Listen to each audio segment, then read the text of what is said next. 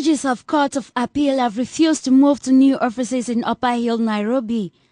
The judiciary had ordered that the judges relocate the new offices at the Elgin Palace as the Supreme Court building was renovated. They refused to move, claiming that telecommunication masts next to Elgin Palace will harm their health. The judges argued that the intense exposure to the telecoms equipment, which releases radioactive emissions, could lead to sickness and even death. The Communications Commission of Kenya had declared the building safe, but the judges remained adamant. However, sources said the judges had been allowed to continue working from the Supreme Court building for the time being. The son of Liberian President Ellen Johnson Sirleaf Tuesday resigned his post as chairman of the National Oil Company of Liberia, NOCAL. Robert Sirleaf also stepped down as senior advisor to his mother. Critics have, however, accused President Sirleaf of nepotism. In accepting the resignation, Sirleaf said her son had fulfilled his assignment to ensure full reform of the oil sector. Presidential Press Secretary countered the criticism by saying Robert Sirleaf had the requisite experience and qualification and was therefore suited for the oil company post. The secretary said the only crime Robert must have committed, as was reflected in many of the utterances, was because he was the son of the president. President Sirleaf was pleased with her son's work. According to President Sirleaf, the reforms her son instituted were intended to bring about a competitive process in the bidding for oil resources and to make sure that the benefits of the oil sector are passed on to all Liberians. A law to restructure the National Oil Company is awaiting action by the House of Representatives. The Senate has already reportedly acted on the legislation. Today I accepted the resignation of Robert Sirleaf as chairman of the Board of Directors of the National Oil Company of Liberia, NOCAL, as well as senior advisor to the President. Mr. Sirleaf's assignment was very plain, was to ensure that we had full reform of the oil sector. It has taken a while to do the consultations, to get the technical assistance, to work with the different oil companies to do this reform. The reform was concluded in the presentation by the legislature to their body, an act to restructure NOCAL as well as the new petroleum law. The objectives of those two instruments is one, to ensure a path of accountability and transparency in the oil sector, to ensure that there was a competitive process in the bidding for oil resources, to separate the commercial and the regulatory functions of the oil sector, to make sure that the benefits from the oil sector are passed on to all Liberians as well as to future generations.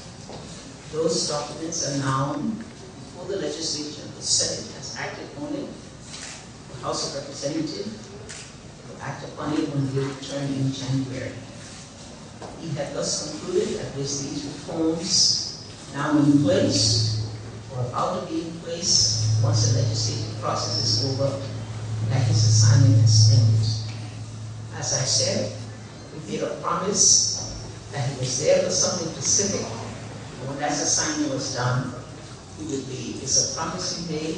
People perhaps did not believe us and criticize, but we have kept that promise. His work is over.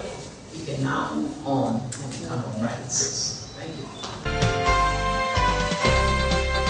Leaders from Morocco to Gabon will cheer on the inauguration of Mali's new president Ibrahim Boubacar Keïta on Thursday in a show of African unity as Mali enters a new era of democracy after months of political chaos.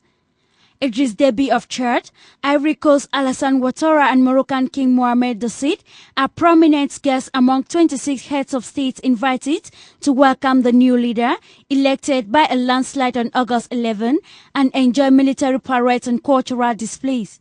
But in many ways, the ceremony at the 55,000-seat March 26 stadium in the capital Bamako will also hold significance for France. A place of honor will be reserved for French President François Hollande, who launched a military action in January, aided by African troops, which ousted Islamist group linked to Al-Qaeda, who occupied northern Mali last year. President Paul Kagame's Rwandan Patriotic Front PRF has won a landslide victory in parliamentary polls by gaining the majority of votes and securing over 76%. According to the National Election Commission, the Social Democrats and Liberals, raising with the ruling PRF party in the elections, gained 13 and 9% respectively. This is while the other party, the PS Imberkuri, failed to win any seats. President Kagame's PRF party still holds the majority of seats in parliament by gaining 40 out of the 53 directly elected seats, having 2 less seats compared to that of the last parliament. Out of the 80 seats in parliament, 53 are directly elected, while 24 seats are served for female politicians. The election came 2 days after 2 grenade blasts rocked Rwanda's capital Kigali on September 14, killing some 2 people. Tunisian journalists have gone on strike to show their protest against what they call attacks on media and freedom of expression by the another ruling government. Tuesday's strike was urged by the National Union of Journalists following the arrest of a journalist named Zaid Al-Hani on September 13.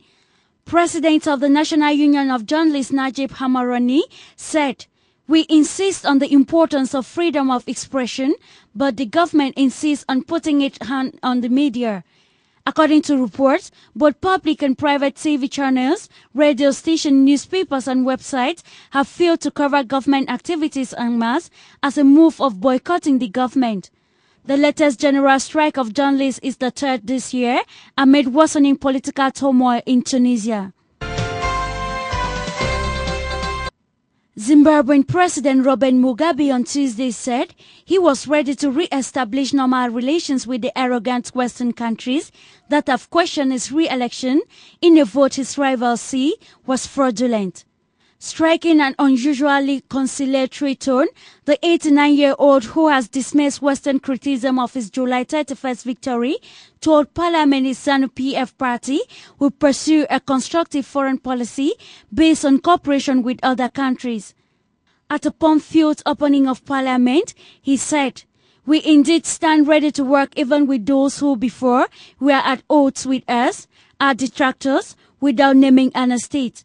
However, he focused on plans to revive an economy struggling with poverty and unemployment.